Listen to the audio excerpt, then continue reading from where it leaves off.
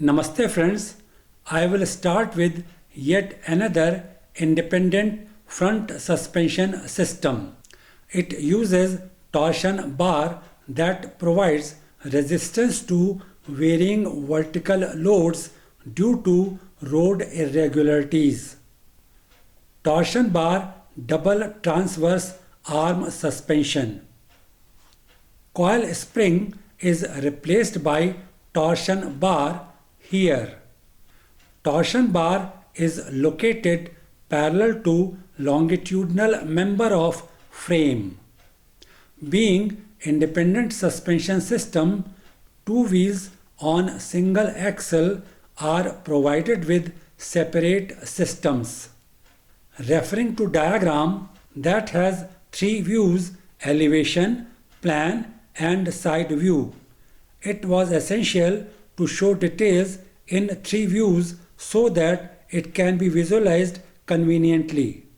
Reaction lever shown on right in plan and elevation is fixed on body frame. One end of torsion bar is connected with this lever. Other end of torsion bar is connected to lower suspension arm through an eye-hole pivot. Only end of lower suspension arm is visible on upper side in plan. This is because it is below upper suspension arm. It can be properly seen in side view. Due to road irregularities, lower suspension arm moves up and down. In this process, it causes twisting of torsion bar. Twisting of torsion bar is resisted by reaction lever at other end. Upper suspension arm shown in red is connected to swivel arm through upper swivel joint at one end. It is shown on lower side in plan. Its other end is connected to subframe through pivot hinge bracket that can be prominently seen in red color in elevation and plan. Upper suspension arm is visible in elevation. It is more prominently visible in plan and side view. It also completes 4-bar chain geometry that causes vertical movement of stub axle. It keeps both front wheels almost perpendicular to road surface. Eye-hole pivot allows lower suspension arm to pivot and transfer torsion bar resilience to suspension. Left end of torsion bar is connected to lower suspension arm through splined joint. It makes torsion bar to act as spring. It also prevents its distortion horizontally during acceleration and braking of vehicle. Body roll and deflection of suspension due to bump or pothole cause tilting of wheels. It occurs in similar manner as explained in transverse double wishbone suspension system. Independent front system provides superior handling. Resisting couple required to counter outward tilt while turning is large. It permits use of soft springs. It also improves ride quality. Independent rear suspension systems. Now I will talk about independent suspension systems used on rear side of vehicle. Suspension systems on rear side are simpler in design. On bumpy, irregular road surfaces, these provide better traction. Impact of one wheel hitting bump or passing through a pothole is not transferred to other wheel. This provides smoother ride to passengers on rear seats. Parallel link suspension. Parallel link suspension has two links that connect wheels to frame. Links can be simple tubular pipes, or in few designs these can be wishbone shaped. Referring to diagram that presents two views, elevation and plan for better visualization. Elevation presents wheels on road surface. Rear wheels mounted on axle are shown in black color.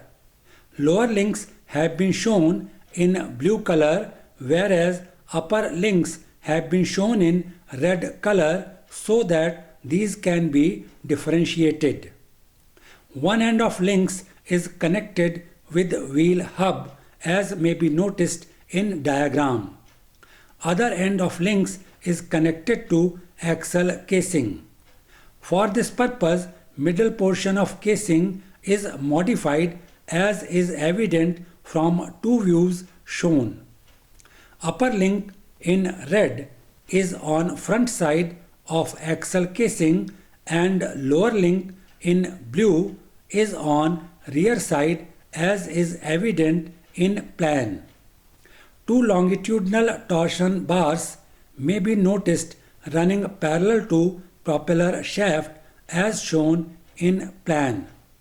These are attached with frame on one side and with axle casing on other side. Up and down movement of wheel due to road irregularities is taken up by corresponding swinging movement of upper and lower links. Multi-link suspension. Now it is known to us that suspension systems incorporate links. These are in the form of wishbone, control arm and sway bar, etc.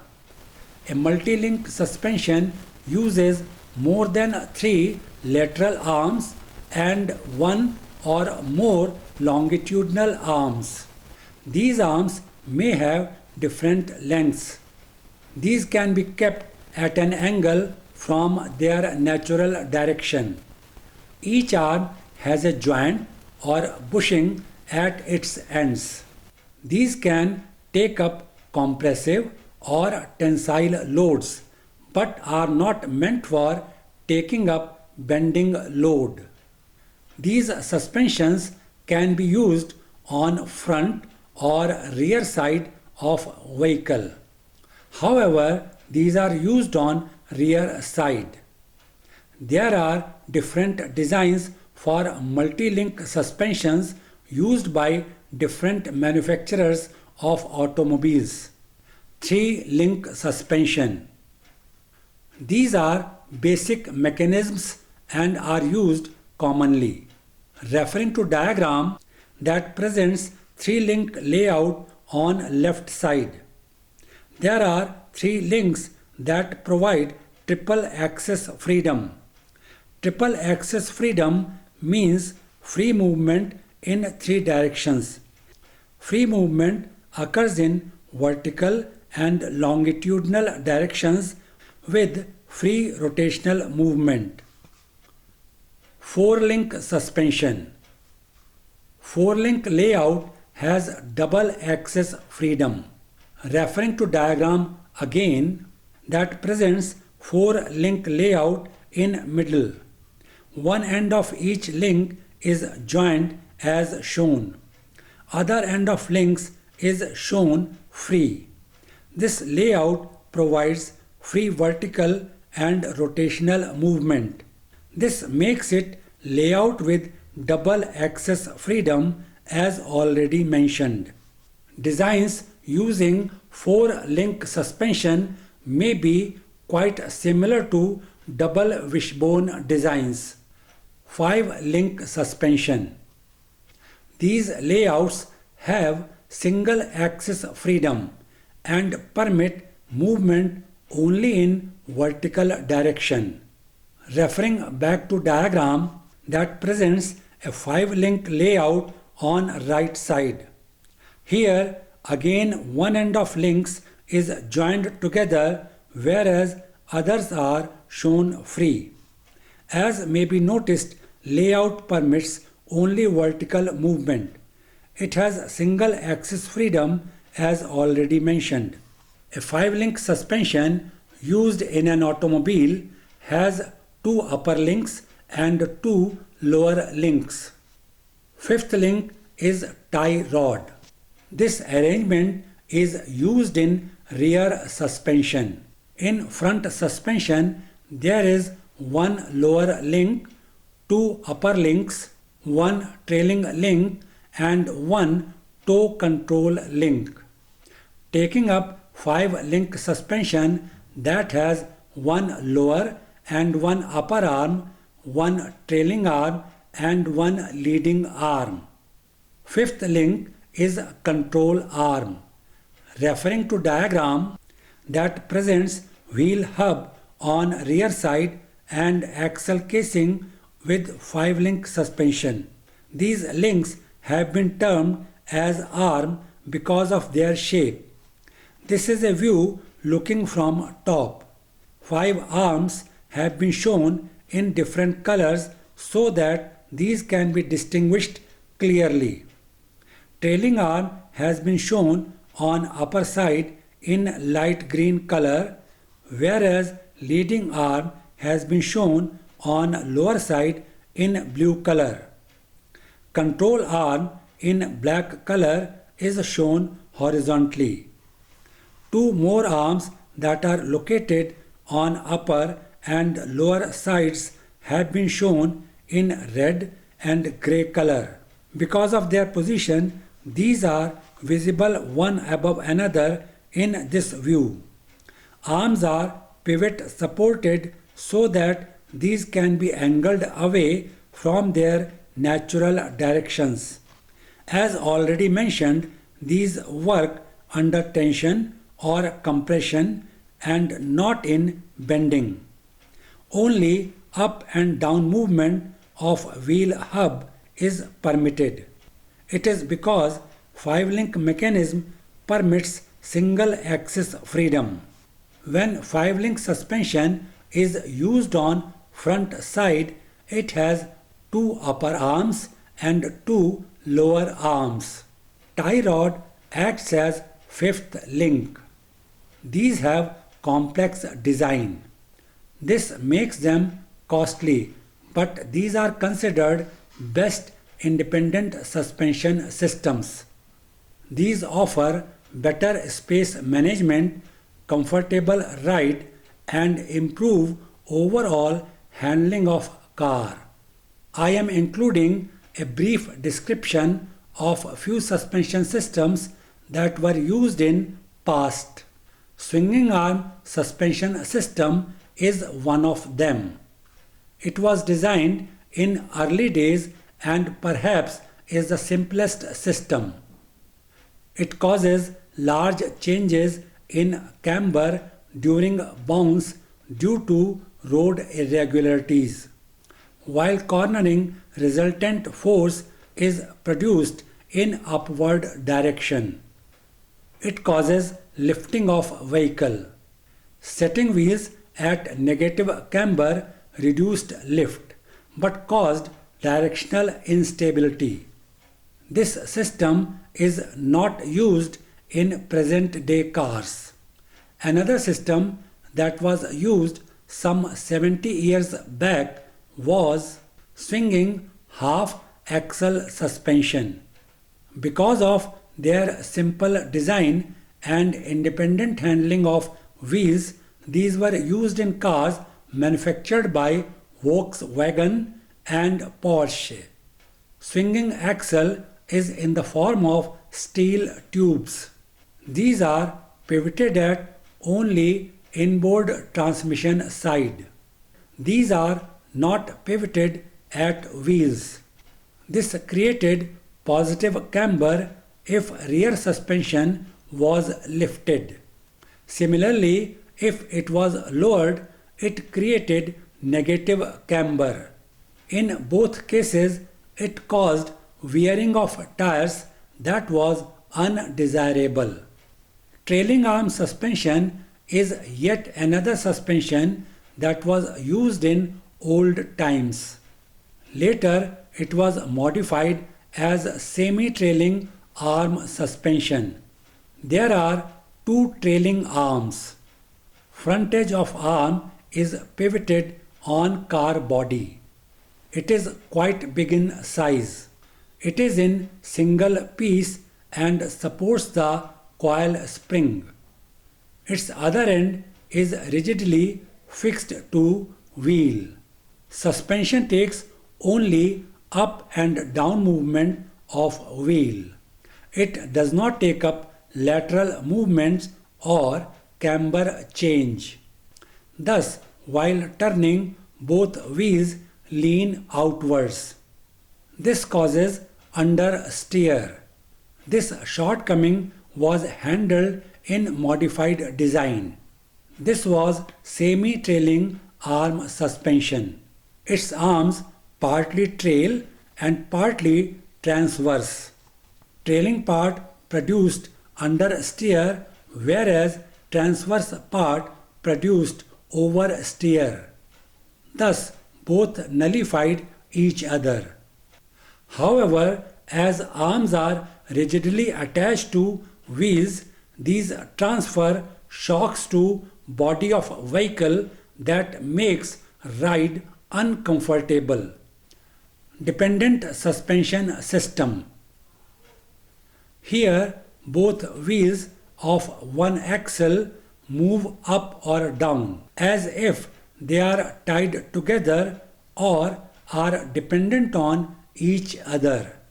In these suspensions, if wheel moves over a bump, it causes slight lift of other wheel also.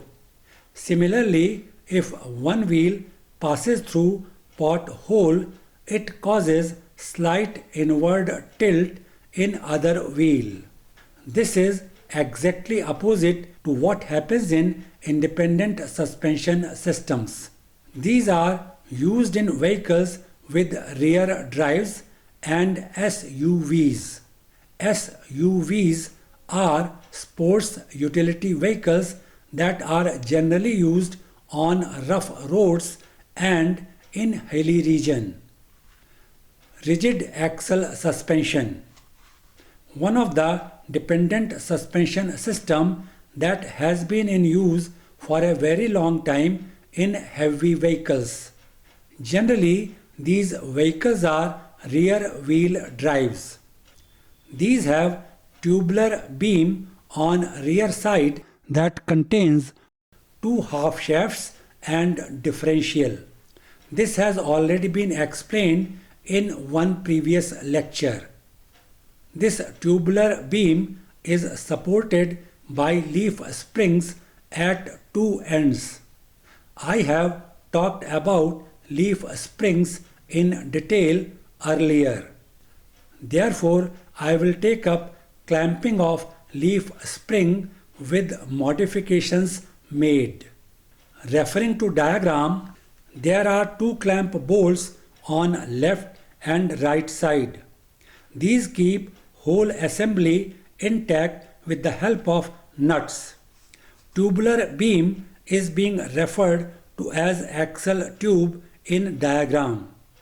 It is held between clamp plate on upper side and spring plate as shown. Axle saddle below axle tube keeps it in fixed position. Leaves named as A, B, C, D and E are held together with the help of center bolt and nut. These are held between spring plate and clamp plate on lower side as shown. Leaves are provided with a dimple and hole in middle portion. To elaborate it, middle portion of one leaf is shown in lower side of diagram. Dimple does not allow slippage between leaves during deflection of spring. This also reduces shear force on center bolt. Spring saddle is also provided below leaf E as may be noticed. This helps to keep spring in proper position and provides support to it. In case of automobiles and light vehicles, the design is slightly modified as it is not required to take up heavy loads. Referring to diagram that presents rigid axle suspension for automobiles and light vehicles. Here, inverted U-bolt holds axle tube and leaf spring assembly with the help of two nuts. This keeps whole assembly intact. Shock absorber plate is on lowermost side as shown. Between spring plate on upper side and axle tube there is axle saddle. It keeps axle tube in fixed position. Leaf spring with 4 leaves A, B, C and D is kept together with the help of center bolt and nut as may be noticed. There are rubber insulators on upper and lower sides as shown. Rubber insulators prevent slippage between leaves and dampen small vibrations and noise. Leaves and these rubber insulators are held tightly between two spring plates with the help of two nuts on U-bolt as mentioned earlier. Vehicle has a rigid axle known as dead axle on front side. It has stub axles pivoted or hinged at ends. It supports steering mechanism as discussed earlier. Use of components such as leaf springs, coil springs or torsion bar depends upon load taken by vehicle. Weight of the vehicle and load taken up by it is transferred to front and rear mounting brackets, shackles, springs and axle beam.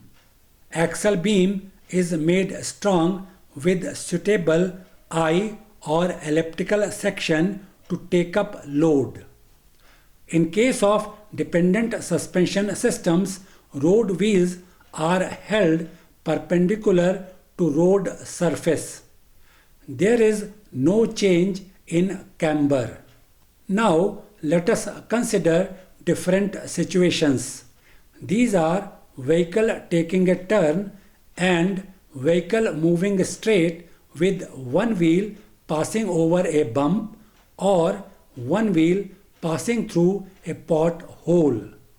Referring to diagram, that is a combination of 3 diagrams that present vehicle with rigid axle suspension under different situations.